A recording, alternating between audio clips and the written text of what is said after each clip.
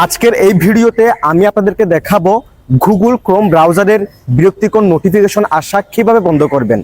অনেক সময় আমরা গুগল ক্রোম ব্রাউজারে বিভিন্ন রকম ওয়েবসাইটে ঢুকি এবং সেখান থেকে অনেক সময় নানা রকম নোটিফিকেশন আসে আমাদের ফোনের স্ক্রিনে।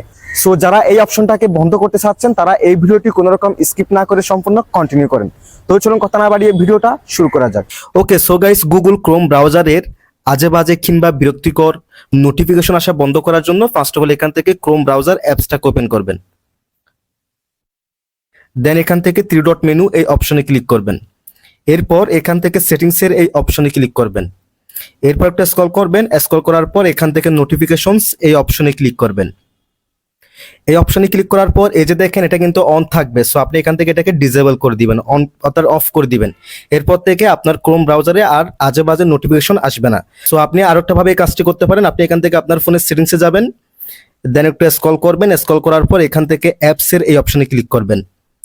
দেন এখান থেকে সার্চ বার যাবেন, এখানে খুঁজে নেবেন ক্রোম, CHROME, ক্রোম ব্রাউজার অ্যাপসটাকে খুঁজে নেবেন।